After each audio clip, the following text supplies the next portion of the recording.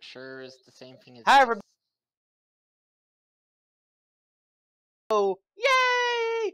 Sadly, though, we do not have Dani. I guess because she likes to compare herself to Daenerys Targaryen, she's been kidnapped by the horse people, or I don't know, maybe some villain out of Harry Potter or something. I don't know. Anyway, Nick, how are you tonight? I'm fine. I'm excited. We get to go rescue Danny. We're gonna go on an adventure. We always go on adventures, Nick. We always go on adventures. I think secretly you and I are the real life Rick and Morty. Actually, I really do.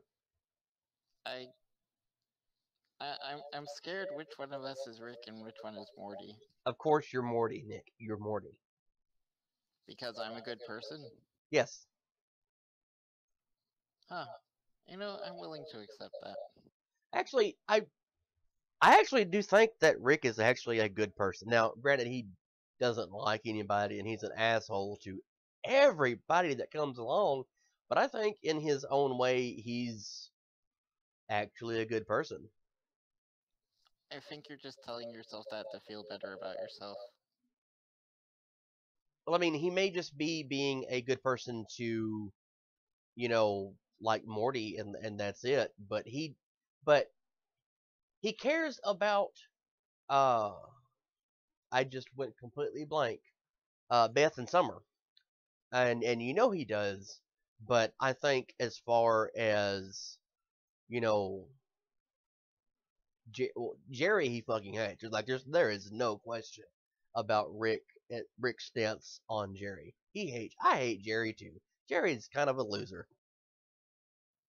He really honestly is. It, it's almost sad to watch him because I keep looking for some redeeming factor about him and I can't find it. The episode that was on, I believe it was Sunday, or last Sunday, somewhere around there, where they were on. Actually, yes, it was last Sunday where they were at uh couples therapy or something on another planet. Was like out of everything that could possibly be an eye opener for how Jerry is. I think that managed to win right there because Beth sees him as like a worm, and he sees her as this giant bug monster thing. Huh. I haven't gotten to see that one yet. Although it sounds really interesting. I, I really need to watch more TV. How is it you have not seen the Tiny Rick episode? Because Tiny Rick is the greatest thing in the world right now. I started on season 2 and I think I watched the first 3 episodes or so, but I haven't had a chance to catch up on the other ones since then. But Rick and Morty is an amazing show. I have to admit, I do love watching it. It is like I've found myself wanting to watch it more and more and more. Um, like just I mean, initially when I first saw it, I was yeah, I didn't really care. But then I sat I, down and actually watched an episode. It's probably one of the best cartoons on TV right now. I mean, I like feel it's like it's it's it's certainly right up there. I feel like it's the new Simpsons or Family Guy almost. And yes, I know people think Family Guy is a horrible TV show now, but when it first came out, it was pretty popular, pretty new, pretty it kind of has that feeling to me. Well, Family Guy really isn't that bad. I mean, it's honestly I like no. I like Family Guy, even if they do reuse the same jokes over and over and over again. It's still at least entertaining to me. That was what I was going to say. I mean, absolutely no disrespect to Seth MacFarlane because he has absolutely figured out the formula to success. But Oh, definitely. but I mean, later seasons have been almost nothing but a repeat of the first. In fact, there was an episode, not this. I don't remember when it came out. But it was when Lois found out that she was a Jew, and they converted to Judaism, and all that nonsense stuff was actually in When You Wish Upon a Weinstein. In fact, they even had um, uh, whatever his name was, the lawyer, something Weinstein. Mm-hmm.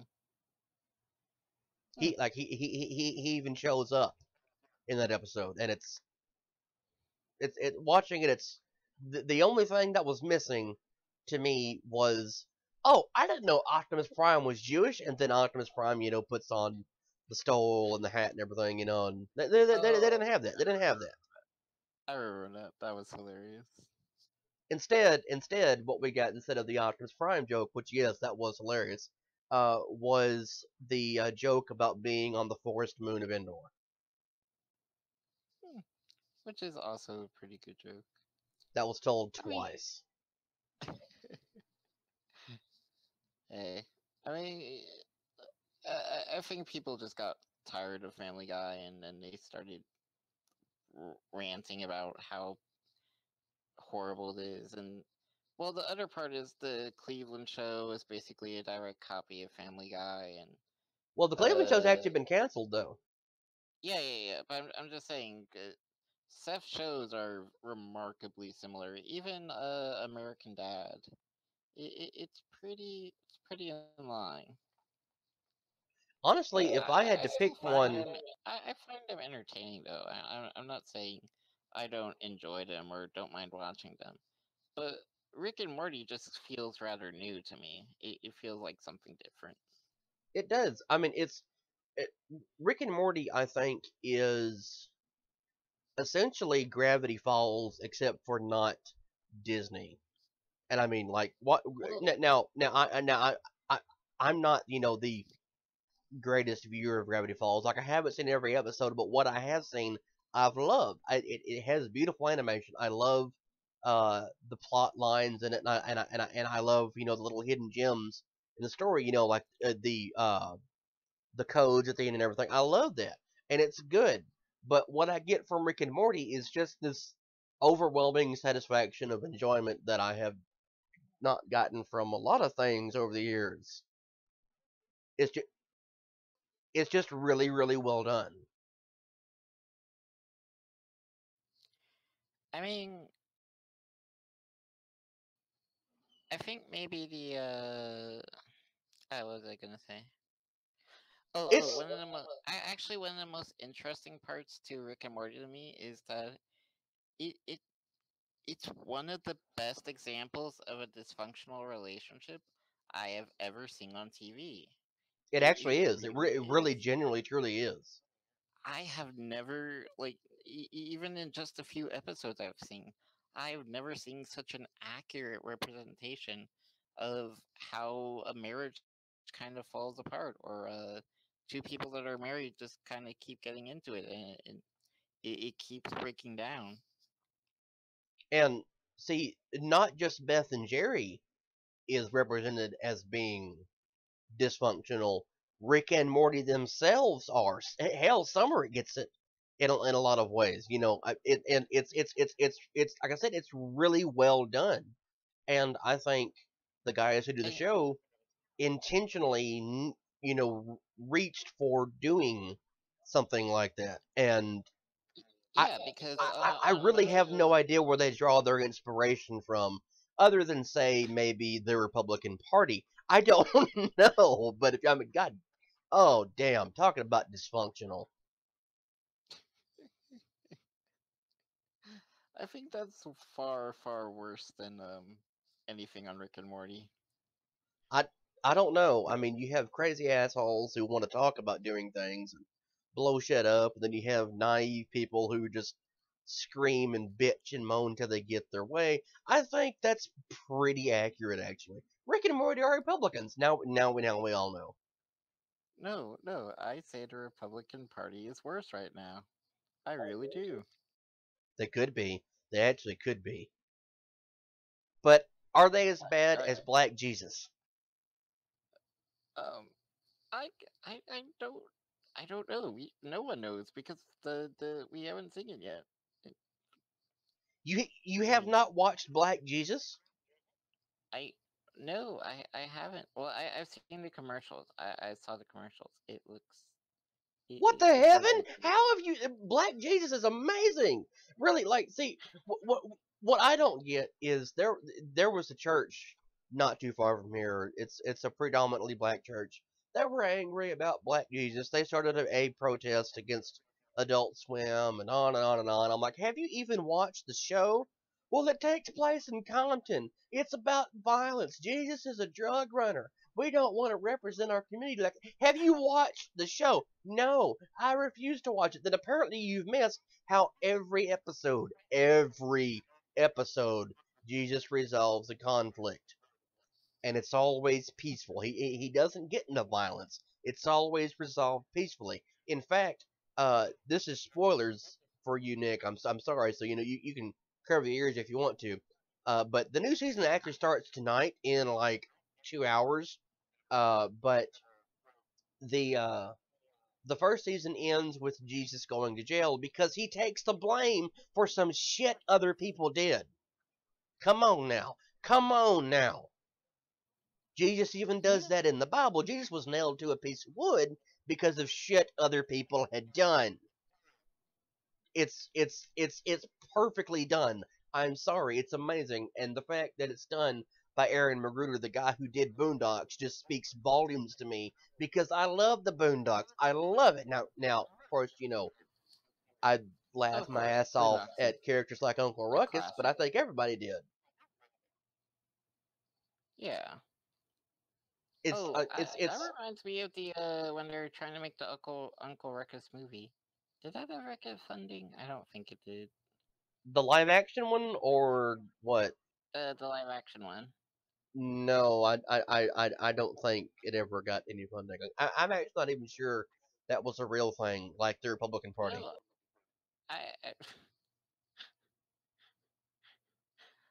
I I kind of get the feeling that you want to talk about the Republican Party.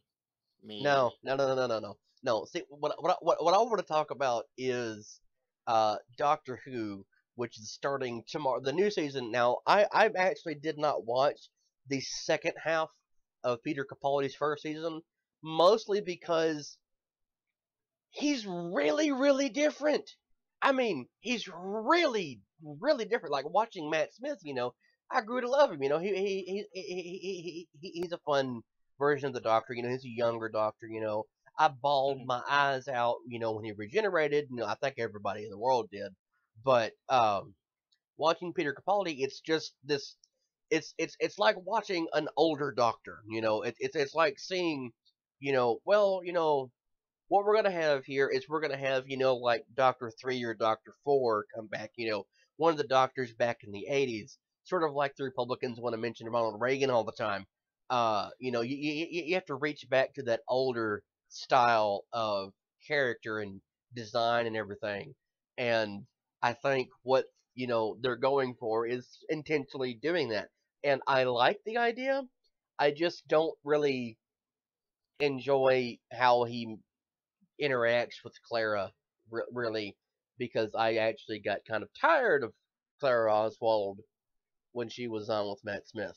No, absolutely no offense, I, but I'm, not really I've surprised she's noticed a stepping lot down. of people seem to be. I've noticed a lot of people seem to be tired of her. I mean, like the Impossible Girl thing is fine and all. It's all wonderful and cute and sweet and romantic and everything, but come on, come on, come on. We had River Song. River Song was cute and sweet and romantic and wonderful. Never got tired of her. Never got tired of her. Never ever got tired of Sarah Jane Smith. Never. I will never get tired of Sarah Jane Smith. And the fact that she was able to make appearances not only in I just forgot the name of the show. I am a horrible, horrible, horrible person. But she was on uh Torchwood. I'm sorry, I don't know what the hell happened. She was on there more than once, but seeing the 10th Doctor go to her house and say goodbye to her is one of the best things I will ever, like ever on the show, ever. Period. Like in the long history of Doctor Who, the Doctor going and visiting Sarah Jane Smith and just looking at her and waving, it's beautiful. It was very well done, and I missed that. And they kind of now granted, I realize she had the actress who played her had passed away by the time Matt Smith came on, but if she hadn't, she might have shown up again. and that would have been awesome. But Peter Capaldi, like I said, is in a lot of ways reaches back to like the 1980s type of Doctor. So he's Tom Baker and maybe a little bit of John Pertwee. Just reaching back to the 80s around the Reagan era when Reagan was in office and stuff like that, like Yeah. Republicans do.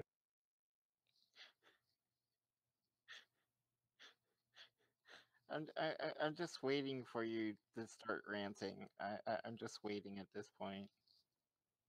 What am I going to rant about? The fact that Gotham starts on Monday? Holy fuck, Gotham starts on Monday!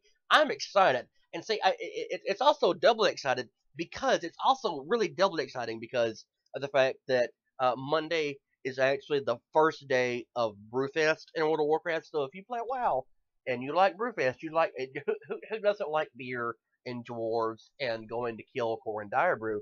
But yeah, that's coming. That's coming Monday. Gotham's Monday. I mean, really, like the fall TV schedule. It essentially already started with Fear the Walking Dead coming out a few weeks ago. Which, by the way, as I've mentioned multiple times on the show, if you're not watching it, you need to. Sunday's episode, within like 15-20 minutes, I mean, it was like a shot of adrenaline. It was fantastic. At the end of the show, you find out again, spoilers. I'm sorry if you haven't seen it, but this is spoilers. Um, the army steps in, National Guard, whatever. Anyway, they come in and they're marking houses like what's done in New Orleans and Katrina. Like the big X's and the numbers. They're marking houses for like the dead, missing, and whatnot in there. And you see, Yeah. people have already turned. They've already turned, and you find out that it's initially they were having concerns about it in I think like 3 states in the first episode, but in this one it's something like I I, I want to say 15 states. They're having to declare martial law, and the government's having to step in and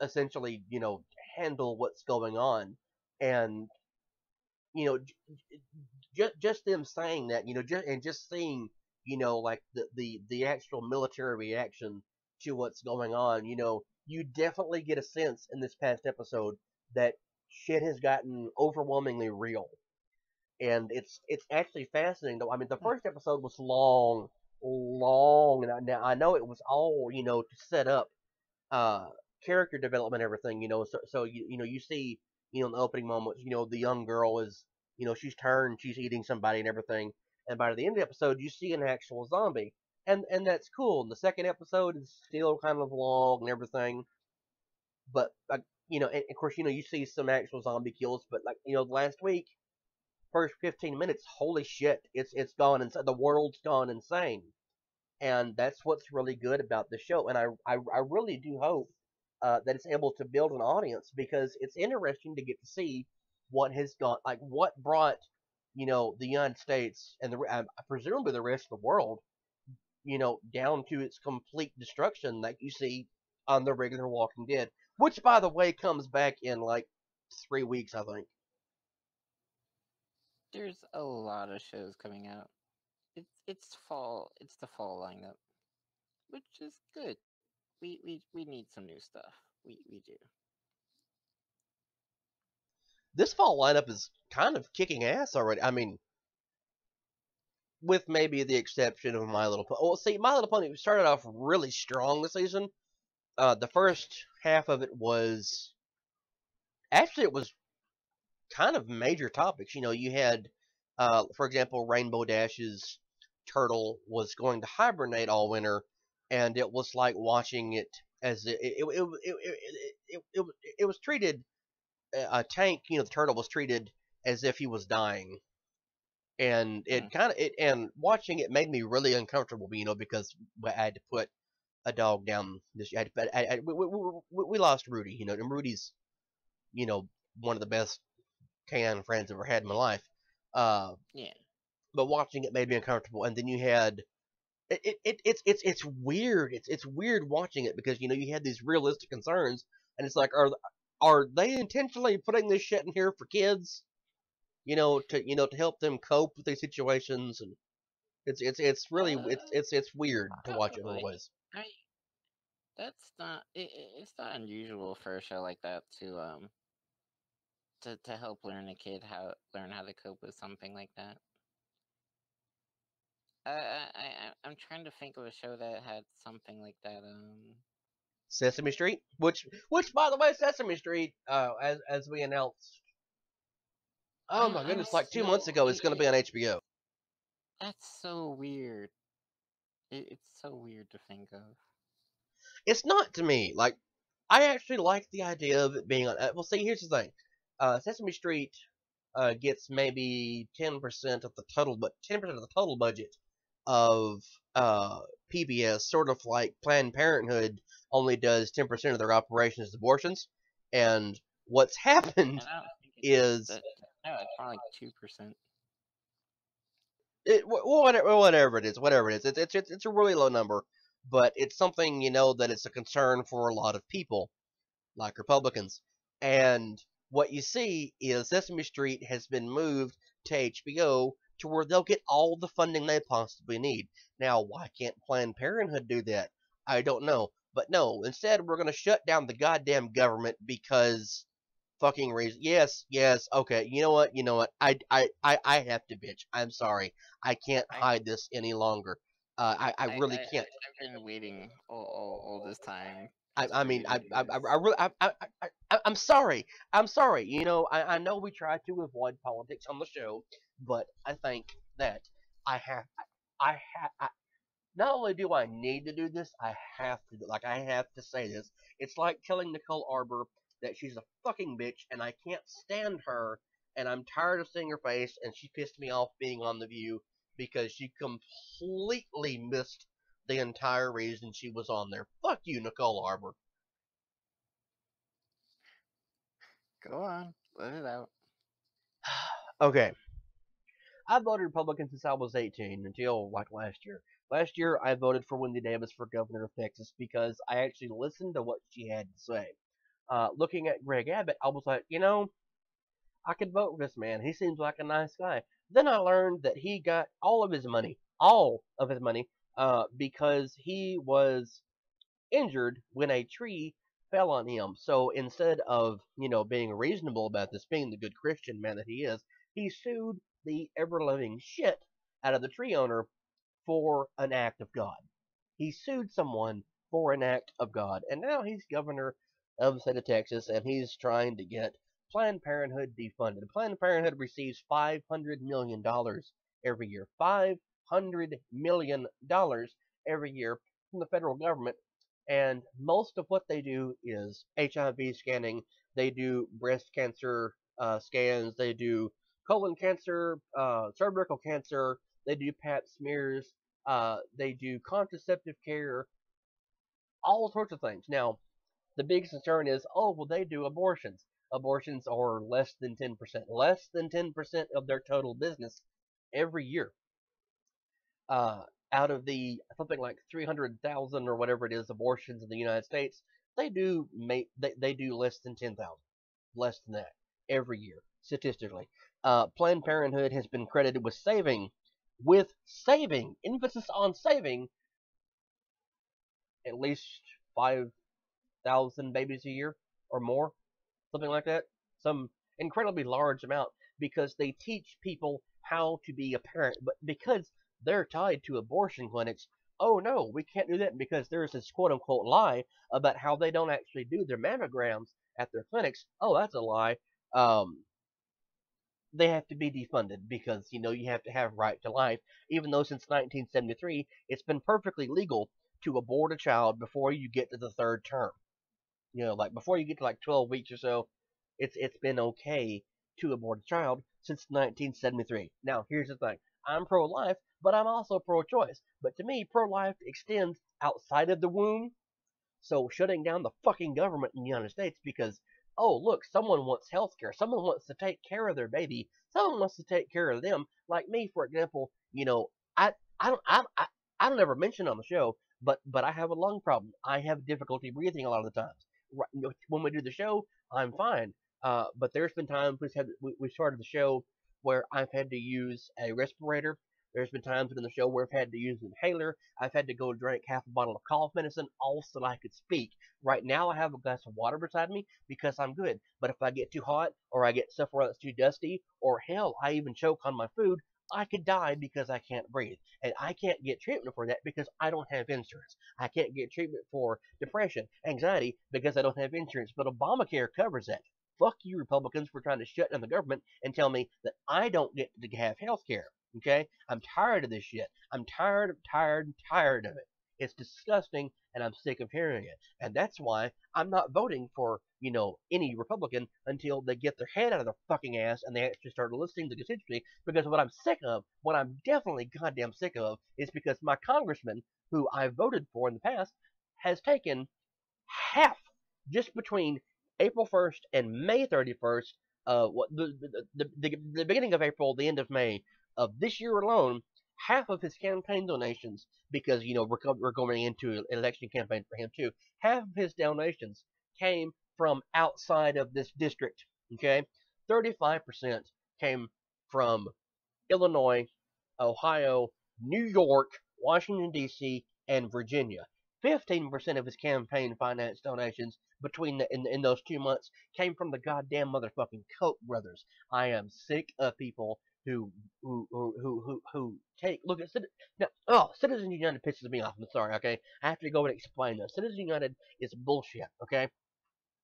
I am not against taking all money out of politics. I understand in order to run a campaign, in other words, to get your name out, you have to have money. You have to have people donate to you so that you can actually finance your campaign. It's impossible. That's why I support the IRS, because if we destroy the IRS, like the Republicans want to do, we can't pay for jack fucking shit, including the 50% of our annual federal budget that is spent on defense. You won't be able to have the nice planes and everything. You won't be able to spend it on, look, we're going to take care of the veterans. Oh, no, you don't. No, you don't. The money didn't come out of that. The Veterans Administration is underfunded as it is. But you know what we're going to do? We're going to spend $1.5 billion on a new goddamn airplane. No, fuck that shit. Spend it. I'm not done yet. I'm not done yet. No. I want to write about one thing. No, Every hang time on. wait. Every time I hear the Republicans say that they're going to destroy the IRS, I laugh so hard because the IRS is what gives all those big companies all those fancy tax breaks that they can use. They are That's right. never going to do a straight flat tax because that is the most hilarious thing I have ever heard. Now, see, here's the beautiful thing. A flat tax is a wonderful idea, but it doesn't work. It doesn't work at all. The reason it doesn't work at all is because, well, look at me. I made $10 this year. I'm going to spend blah, blah, blah, blah, blah. No, fuck you. It doesn't work. It doesn't work. You can't pay for anything that way because you will strangle the country even more. Since Ronald Reagan, the saint of the Republican Party, was elected in 1980, the country has used credit cards to pay for everything. Now, some people, Republicans, will say, well, that was started under Jimmy Carter. Yeah, it was. In a lot of ways, it was started under him, but you know which president took office and said, well, you need to pay for everything with a credit card. Buy things with money you don't have. That was Ronald Reagan. Ronald Reagan essentially created the middle class in order to pay for his bullshit ideas. All the tax cuts that Ronald Reagan went through, that he instituted, because yes, he had, he had some good ideas, but he had a shit ton of bad ideas, and one of them was actually freeing terrorists that we had captured. Hint, hint. He freed more than Bush did. He freed more than Bush did. He damn sure freed more than Obama did. Bo Bergdahl? Yeah. No. Ronald Reagan is actually responsible for Bo Bergdahl being captured. Why do I say that? Well, the CIA did an investigation over the past 50 years, going back literally to the 1960s, to determine whether any operation where they were involved in the United States had to go to another country and bring democracy to them, they wanted to go and test and see if it ever worked. The only time it's ever worked is when Ronald motherfucking Reagan was in office. And what did we do? We supplied arms and equipment to the Afghans, a group known as the Taliban, who just a few years later flew planes into buildings in New York and bombed bombed a ship and flew a plane into the Pentagon. They killed about 3,000 people because oh wait, oh no, they did it because Bush, yes, I'm sorry, Bush was given a memo on September 30th of that year at Crawford Ranch here in Texas, where he's playing golf. He was given a memo that said Osama bin Laden is determined to attack within the United States, most likely using planes. He completely ignored it in order to play golf. You want to talk about Obama playing golf? Fuck you. Obama does not play as much golf as Bush ever did. Fuck you. I'm sick of the bullshit. I'm sick of it. Are you done yet, or do you have? I can keep going. I can certainly keep going. I almost think you need to. I feel like if you don't, you're going to explode on the inside. Well, see, here's the thing. See, here's the thing. This upcoming election, I'm voting for Bernie Sanders. Yes, like I said, I'm Republican. I still want to identify as a Republican because I'm sorry, I want to stand on the shoulders of Lincoln and Reagan and other traditional Republican presidents who did amazing things. Sure, I like them. Those are cool people to me. But currently, President. do what? Reagan is a terrible president. Terrible. Yes. We'll see. Here's the thing. In today's election, for all of let me go ahead and steal a word from future President Donald Trump here. For all of the braggadocious nature of Republicans, they would not vote for Ronald Reagan. Ronald Reagan would be damn near unelectable if he were alive and to run today. Richard Nixon would be a joke. Nixon is comparably Bernie Sanders of his day. Okay, if you put him in scale, Reagan would never get in office anymore. Period. Like I said, Nixon would not. Lincoln could not get elected.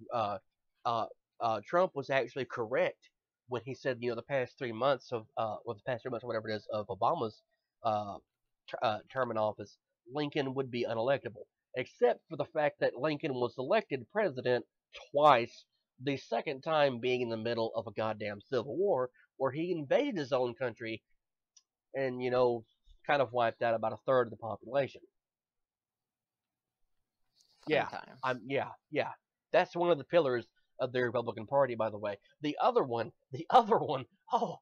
just this great, wonderful man is Andrew fucking Jackson, who is responsible for the Trail of Tears for about 2,000 some odd. No, hell, no, it's a lot more than that, A lot of Cherokee and Choctaw were forced out of Georgia and the Carolinas and told they had to come to Oklahoma and everything, marching around 2,500 miles, and a lot of them died along the way. Most of them were children. But that's the person on the $20 bill. But you hear a Republican talk about, we want to take someone off the $20 bill. Who are we going to put it with? No one, goddammit. He's Andrew Jackson. Because they don't listen to him. He was one of the, Jesus. He was one of the most easily racist and bigoted and hateful men ever to hold public office in the United States. Abraham Lincoln, for his day, was hated. But yet today, he's a saint. Look at George Washington. Oh, yeah, what's wrong with George Washington? Oh,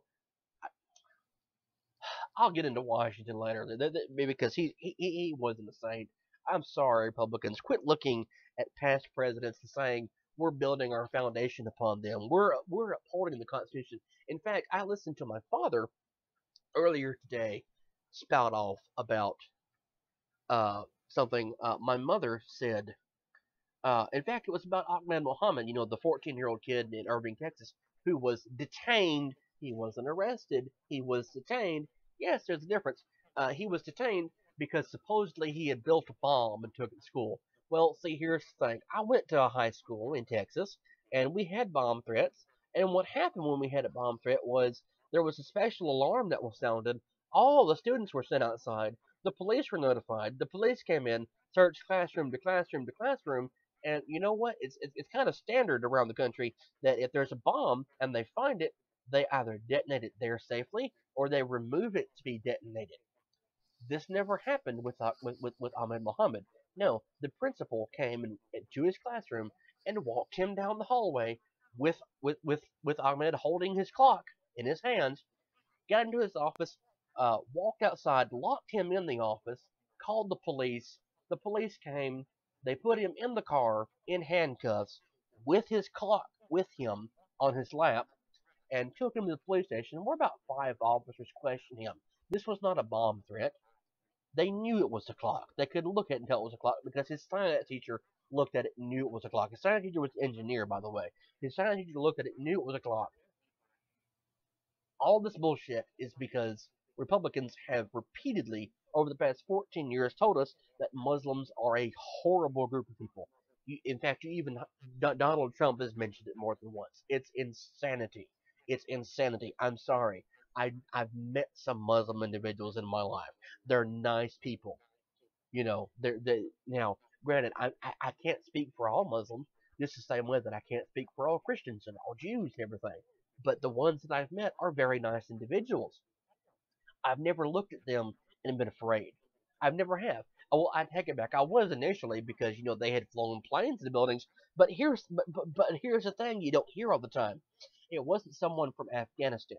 It wasn't someone from Iraq who flew the planes in the buildings. It was people from Saudi Arabia, who, by the way, George Bush had dealings with in the 1980s with our Bushto Oil Corporation, and those dealings were helped by a wonderful man named Dick Cheney. Yep. It's just, yeah, there's just so much that we could talk about on. Oh god. Name something. Name something. I feel like just. I, I, I think we should address the debate, the actual debate itself, The because it debate was was a fucking joke. The hilarious. debate was a joke. Now, see, here's the thing.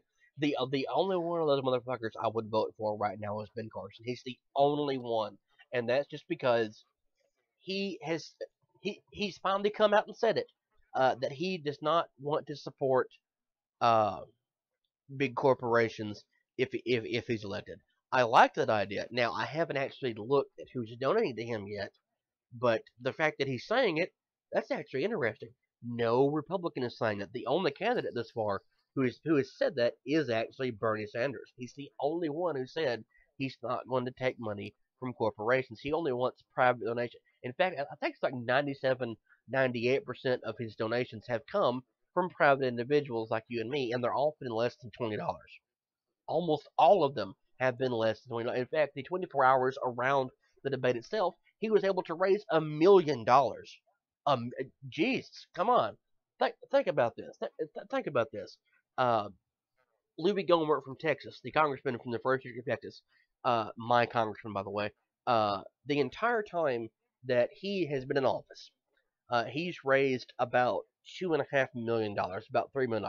That's his entire run. Okay, and that's just for Congress.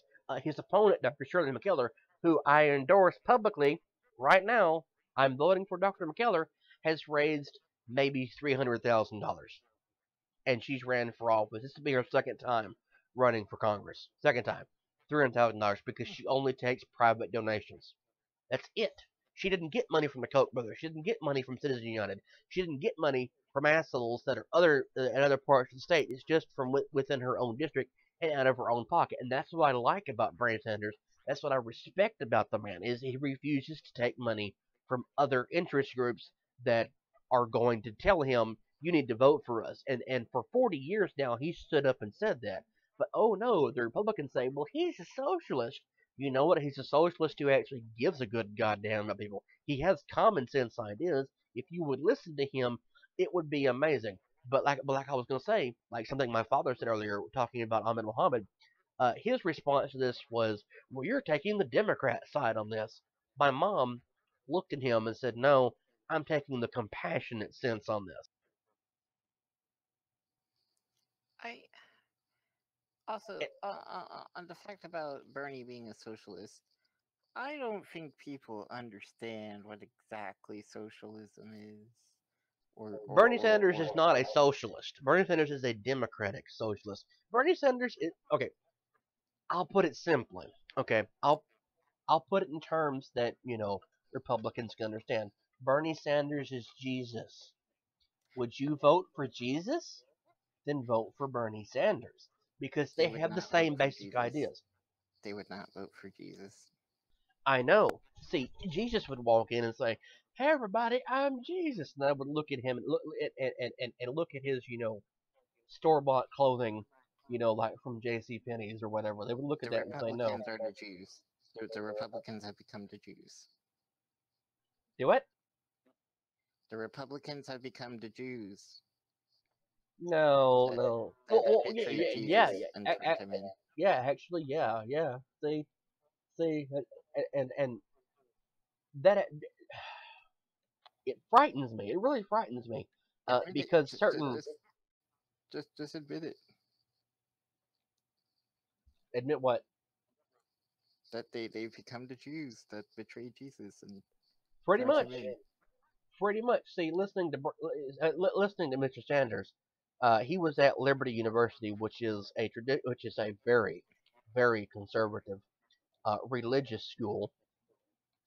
When he was there, he was talking about the golden rule. He referenced the Book of Amos and several other versions of the Bible, and he referenced the golden rule, which is in the Bible. It's in Matthew. It's something Jesus said: "Do unto others as you would have them do unto you."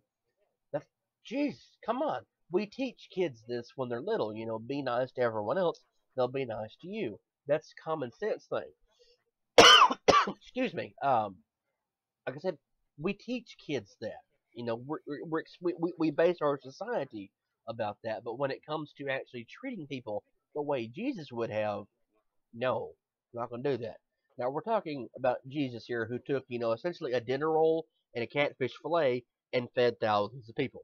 Okay, a poor man who was able to turn a little food into a lot of food, and we live in the wealthiest country on the planet in the history of mankind right now, and we have like 30% of the population, I think, is under the poverty line. Really, kids starve all the time, and we have now. So here's the thing that pisses me off about Obamacare. Uh, I was initially against it, for a lot of reasons I'm not going to get into. But when I but I noticed something. It was the first thing that actually changed my mind about it, and that's the fact that we have 22 veterans every day who commit suicide. Now, there's maybe 45, 50 people in the United States every day who kill themselves, and about half of them are veterans. Veterans, people who fought for the country. People who are oftentimes homeless because they can't get the help that they need. And Obamacare was a good opportunity for them to get health coverage, but yet they can't do it because the Veterans Administration can only pay to help so many people. And the problem that I have is, as a good old fashioned Republican, is the fact that these individuals fought for our country. A lot of them were wounded for our country, and when they come home, we treat them like dog shit. No, that doesn't work for me. Like, that's a Republican value that, is kind of fucked up. The fact that we look at individuals who actually help, need help. And again, we're talking about a party that says, well, look at what Abraham Lincoln did. He freed the slaves. Oh, well, how do you treat the descendants of slaves today? How do you treat people who are Oh no descendants no of no! slaves right now? Look at how they treated the slaves right after they freed them. Exactly. Exactly. Whatever happened to the 40 acres and That was all those nice things? that was actually an unsubstantiated promise from William T. Sherman that was not able to be done by the government. I'm sorry, that's not going to happen. You're not ever going to get reparations. I'm sorry, but Oh well, I what mean, we should have done. not today, but back then, it could have been done. They could have done it. No, because like I said, that was a promise from William T. Sherman, and he did not speak on behalf of the federal government. It was not Oh going to no! happen. I know that, but I'm saying the federal government could have done that if they wanted to. They could have, yeah, they certainly could have, but they didn't. Yeah. Instead, what the federal government did was probably the best thing they did. We got 13, 14, and 15, the amendments to the Constitution. that Oh, sure. guarantee your citizenship. They guarantee your right to protection under the laws of the United States. And Yeah, but what I'm saying is,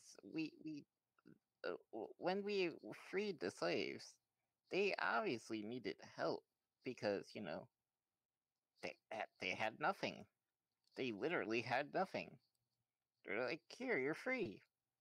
Okay, what do I do? It's up to you. Figure it out. we'll see. Basically, the same thing we're telling our veterans, today. They come home. It's like, cool. We kind of need help with some stuff. Mm, it's up to you. Figure it out. See, like the up to you figure it out thing is wonderful. That's a cool idea. It didn't really work. Like I said, this is the most wealthy country in the history of mankind. We can do so much, and it really breaks my heart to hear people say, "Well, we're wasting too much money sending money overseas." Do you know how much money we spend on the defense budget every year? Uh, Do you know how much money gets wasted on trillion. programs that go nowhere, such as every member of Congress having an oil painting? Do you know how much that is? Oil paintings are, let's see, ABC did an investigation, well, I think it was last year. They tend to run around $10,000 a painting, and they do 24 every year, I think, something like that. Wait, Add that so up.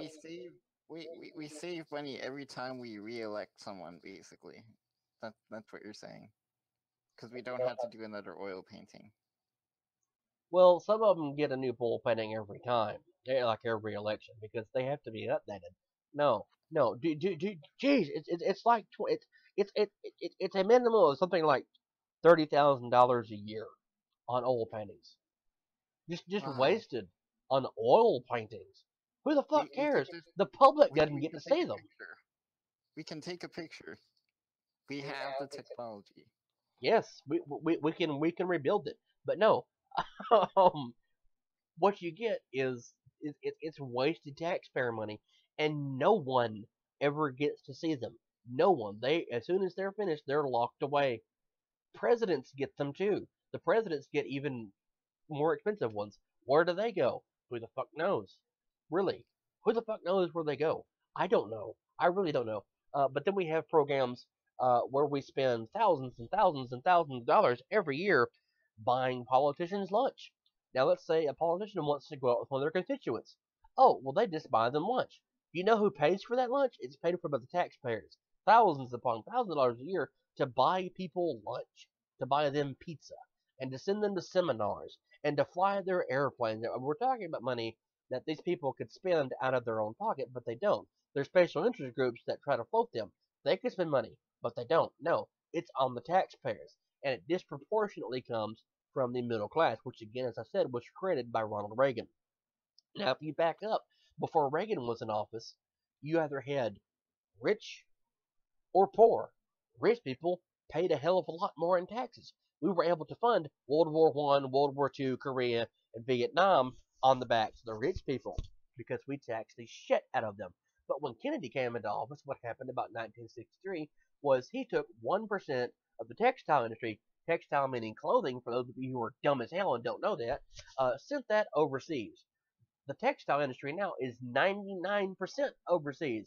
Do you know what happened when that was done? We got this wonderful thing called outsourcing, which is where all these companies got sent overseas. Now, John Kerry was bitched about this when he ran for president, a few years ago, because his wife runs high, is in control of the Heinz Ketchup Corporation, who has, like, I think it's like 3 or 4 factories outside the United States. Okay, well, the problem with this is uh, none. There's no problem, according to Republicans. It's a wonderful idea. It's great, wonderful. But it wasn't okay for John Kerry to do that. Now, why is it not okay for John Kerry to do that, but McDonald's and Walmart can do that?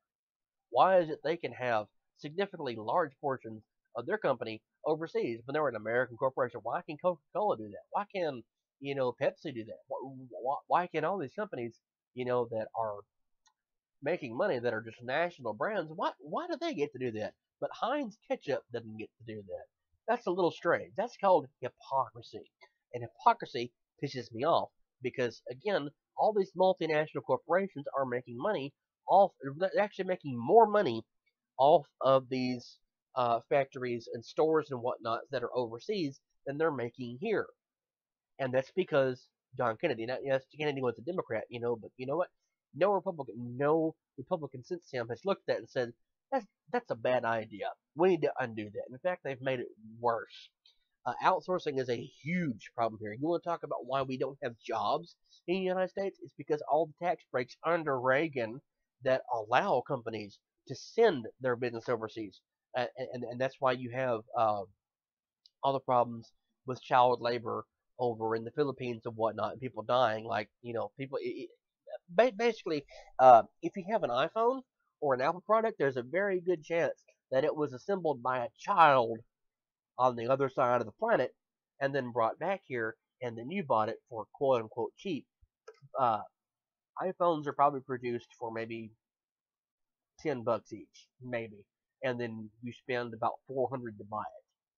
That's because a political game has been being played for the past 50 or so years, where we send jobs overseas and then we bring things back here and sell it for more expensive, and then we give tax breaks to people who do that because they're creating jobs for Americans. The lie is they're not creating jobs for Americans. That's why General Motors has shut down plants. That's why Saturn shut down plants. That's why all these companies that are American based are losing jobs. That's why we have such a problem with unemployment in the United States, and that's why people are saying, well, we need to create more jobs.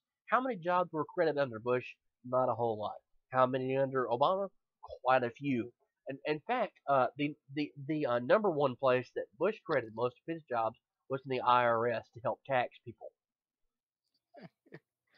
Now, see, I want to step in here for just a moment, and as you know, I have a background in business and accounting and finance and things like that. So, Nerd. yes, I am a business nerd because I actually read the textbook and I actually read the theories and tried to explore all Nerd. things. And there's a couple of really interesting things. If you actually do, and I encourage everyone to at least go take microeconomics, even just casually, just to learn how these things work, because it's an amazing class to learn if you have a good teacher. Um, for instance, you know how companies save money outsourcing, right? It lowers their cost of production, right? Why doesn't the price go down? Because they make more money bringing it back here and selling it because they're allowed to by the federal government who doesn't tax them. They offer them tax incentives, like I said, to bring jobs No, to Americans, and they don't. wait. There's actually a business theory that says it's bad to lower taxes, or not. I'm sorry, not lower taxes. It's bad to lower the price of products, when your costs go down because it costs too much to reissue all the the um the catalogs and things like that, and it's too confusing to customers. So even though businesses prices or their costs go down, the price will never go down with it. It won't, unless it's a highly fluid product. It's just not going to go down. So even though the iPhone might have revolutionary design things that'll make the price go down, the price isn't going to go down.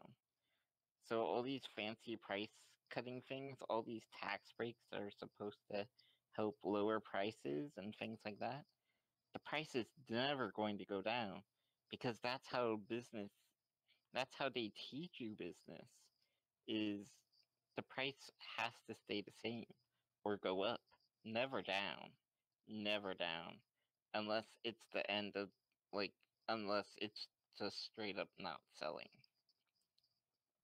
And that's And where there's we get the term cost of living from. and there's all kinds of just really interesting facts about that. And um, yeah. Another thing about outsourcing, it, it's a, it's actually a really cool theory. It's a great theory in theory, but the problem is when you compare the American worker standards of the American worker and compare that to these countries where they don't have the same standards as us, it's impossible to keep at least manufacturing low skill jobs here. At least for most businesses, unless they're willing to pay more. And it's just there's all of these strange little things that they're great in theory, but they just don't work in practice because and people know they don't work in practice. We know they don't work in practice, but we're given this lecture about how these things should work, like trickle down economics, like Reaganomics, and all of these things that should work, but they don't because they know people will fall for this. And they know people will because people don't study these things. They don't study business. They don't study tax. They don't study how these things actually work. And it's just amazing to me when I listen to the Republican debates, when I listen to their talking points, when I listen to what they're trying to say, what they're trying to sell you, and I just kind of go, wow, it's unbelievably mind blowing when you have a background in business, when you understand the theories of the business our American business is built on. It's just amazing. Basically, as George Carlin said, it's all bullshit, folks, and it's bad for you. It really is, and that's one of the reasons why I really do miss George Carlin. And I'm actually kind of glad he checked out before now. You know what I mean. Yeah, Most but of hopefully we can get Bernie in office, and maybe we can maybe we can get some of these things turned around. see, like my thing with Bernie is, Well, my worry with Bernie is even if he gets in office, there's only so much he can do, unless we get a Congress that works with him, and I unlikely. and that's unlikely whether it's Democrats or Republicans. Honestly, both of them, he's outside of both of their spectrums. I like a quote I heard a really long time ago is Democrats' position is actually center right. They're not left anymore. They They're are really center not. right. The Republicans are far right. Um, Bernie Sanders is probably the most left candidate we've had in a very, very long time. And yeah, I mean it's weird. It's really weird. Even if the Bernie won and we had a Democratic Senate and a Democratic House and everything went Bernie's way, I'm still not sure he could accomplish a lot of the things that he would want to. See, his number one thing is something I support: overturning Citizens United. And Dr. Shirley McKellar, the opponent that I mentioned for Louis Gohmert, that's her number one thing. Like she is perfectly willing to champion in Congress the state of Texas agreeing to do that, which is fantastic. It's amazing to hear it. And there was a poll done.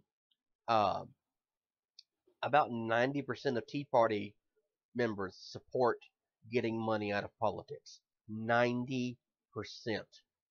Because they understand, even if it's a diluted understanding, they get that it creates bigger government. And the traditional Republican mindset is smaller government because well, it's rather the conservative mindset is a smaller form of government, and that's Yeah. fantastic, and that's cool and all.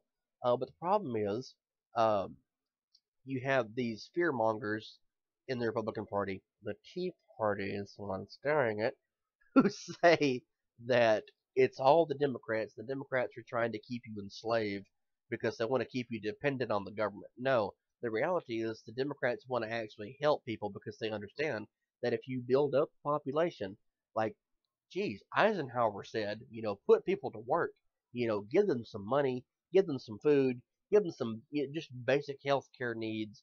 They're better people. They're more productive people, and that's why I support Bernie. I've actually been out of work since Bush left office. Um, Now it doesn't mean that I have no money at all. I do have some money. Like, I'm very capable of earning money. But I've had a lot of problems with depression and anxiety, so I can't really be out and about and try and get money. You know what I mean? Uh, so like I Yeah. can't go The find way we active treat employment. the way we treat mental health problems here is horrible as It well. is, So and like I can't go get active employment because of that. Because if something happens, I'm fucked. So that's why I'm kind of glad, I have the opportunity for Obamacare. It's wonderful. It's fantastic. And I think that what needs to happen is because, as Franklin Roosevelt had said, who would never, ever be elected in today's society either, he said that it's the responsibility oh, didn't of the nation to did you pay. hear some Uh, of the wait, did you hear some of the Republicans blasting him too? yes, because he's just a horrible president. You're talking about a And president who he was becoming an single-handedly. emperor. He was an emperor and just Oh yeah, yeah, I know, yeah. But again, Roosevelt was the president who single fucking handedly brought us out of the Depression. His and, ideas of putting people and back to work, led us through World War II as well. I mean, his ideas brought America back from the most destructive point in time we've ever seen, ever. America could have Do, died out entirely do you know how we arrived at that point as well? because of government spending and nonsensical bullshit. No, because of deregulation and letting companies do what they want. Government spending and nonsensical, just like I said, that's what it is. Surprise! Look what happens. I mean, like, surprise, motherfucker! Look.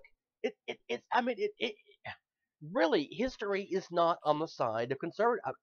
I am so sorry because again, I Capitalism. No, I'll put it like this: capitalism is absolutely necessary. It is absolutely the best form of economics. It is absolutely a great thing, but it needs to be regulated. It does not work if people are not made to play the game fairly. And as it every single time that we have said that government, they're just gonna completely let them do what they want, disaster has struck. Absolute disaster. And I'm it's just crazy to me when I hear these arguments that government needs to completely step out of the way and let people do their thing. Because every time we do, just absolute horrible things have happened. you see, what I don't get is why is it a bad thing to pay a higher minimum wage? Really, why is it a bad Oh, thing? because those people don't deserve it. Well. See, here's some interesting facts, and I've stated this before, and you've been laughed at. The average age of someone with a minimum wage job is 35. They're no longer 17. The last time it was someone who was 17 to 19 years old was 1979. The last time you could sustain a living on a single minimum wage uh, occupation was also 1979. You have to go back before I was even born to find people who were young kids, who went and got their play money from their jobs. Now, I was told when I got my first job, which was at a fast food place, uh, that was just to help me understand how to handle my money. Well, as the cost of living has gone higher, as we discussed earlier, uh, things become more expensive, and it's gotten to the point where now a lot of people that have minimum wage jobs have to have two. There's a woman I know. She has a like I believe her son is 12 now, but she has to work two jobs. One job is making donuts during the day. The second job is being a bartender and a dancer at a strip club. She has to work See, two jobs to I, support I, herself I and support her son. completely agree with the saying. If you work 40 hours a week, then you should be able to you should be making a living wage at that point. You should be able to support yourself. If you're working 40 hours a week, every week, or, you should be at least able to pay for housing, food, the necessities. And, you know, it, if you're mad that someone making a living wage is suddenly as much as you're making now, or guess what? That means you're getting underpaid too.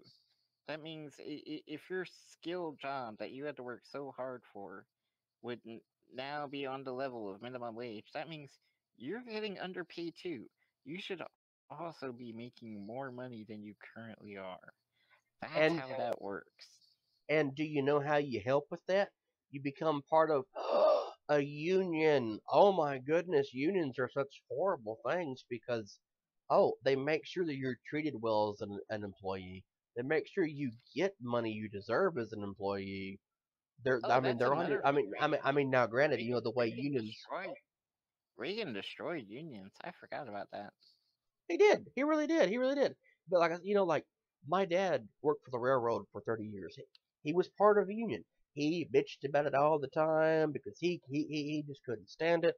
And I'm like, do you realize that we have a two-story house? We had a two-story house growing up.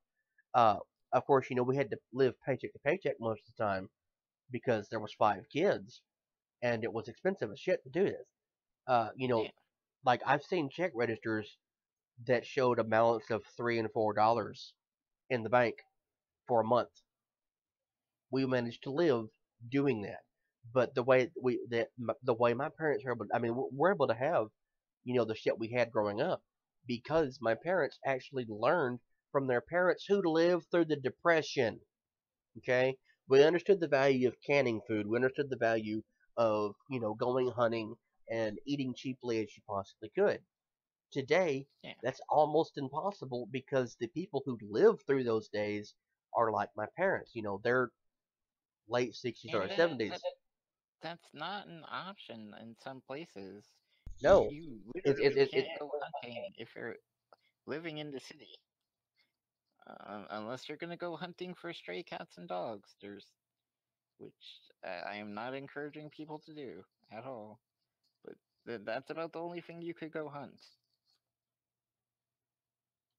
but see, like it's gotten to the point in time where it's almost impossible.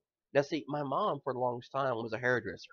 Then she went to nursing school. So on one salary from the railroad, which was not even what it is today, as a signal maintainer, my father was able to support our family while my mom went to nursing school and became a nurse.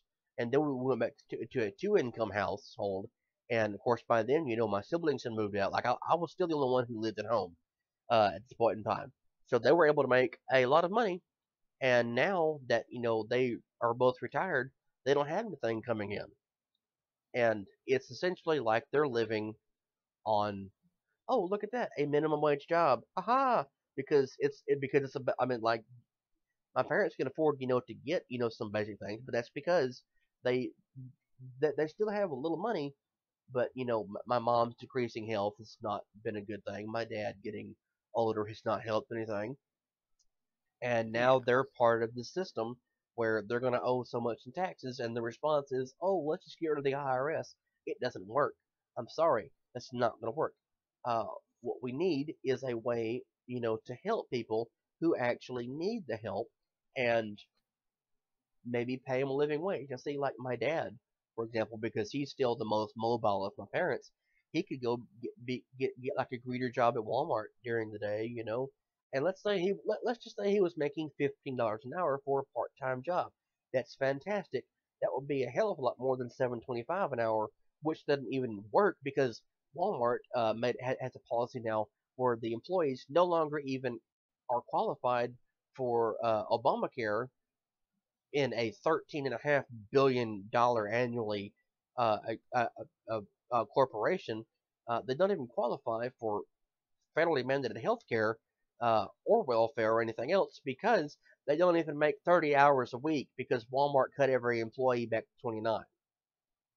It's a goddamn shame we live in a country where you have a $13.5 billion industry every year every year. Yeah, and it goes up and up and up. We have low prices every day. You know what it takes to bring you those low prices? Essentially having a fucking slave market. That's essentially Pretty what much. Walmart is. Is it puts people in chains. And I sincerely hope Bernie Sanders gets elected because he'll help with that. And oh, by the way, in case anyone listening is wondering which candidate, because there is a candidate who has benefited from Walmart, that would be Hillary Clinton. Hillary Clinton was CEO of the Walmart Corporation for quite some time. She was on their board of directors for quite some time. Hillary Clinton still gets money from Walmart today, and a lot of Republicans get money from Walmart today. Fuck Walmart. Also, Walmart is not the worst. There are worse. No, actually, There are Walmart in the far United worse. States, Walmart is, according to Forbes, is actually the worst place you Oh can work no, in the United States. no, no, no, no, no. No, I have a friend who worked at Kmart, and he will tell you he would much rather work at Walmart than at Kmart. Every So ranking I have seen, congratulations, Sears. You have a worse company to work for. e- every ranking I have seen that shows Kmart has actually put it below, like Walmart being number one for being the worst. And then, oh, guess what? McDonald's. I mean, geez, it's insanity. Like I said, it's all bullshit, and it's all bad for you. But we're way the hell over an hour right now. We're like an hour and 15 minutes. So I think it's Mm. probably better to go ahead and stop while we're ahead for tonight. We're we're sorry for the rants, everyone. We're sorry. We just we had to get it off our chest. Don't apologize. It was your idea. Because you somehow knew I needed to say something, and you're like, I'm just waiting for you to say it. It's called being a good friend. You and your nerd hair, Tiny Rick. I couldn't help it. I'm sorry, but yeah. Anyway, um, I'm gonna go watch Black Jesus, which is starting in like 40 minutes or so. And yeah, thank you for listening. Thank you for liking, commenting, sharing, subscribing to us. Thank you for liking our Facebook page. Remember to, if you haven't already done that, please do so. And please tell Nick how much you can't stand him and leave messages for Danny telling her to come back because we miss her on the show. She needs to quit sleeping or whatever it is she's doing right now. I guess maybe she needs to quit being productive. Goodbye, everyone. Have a great weekend. Now, everybody, bye bye.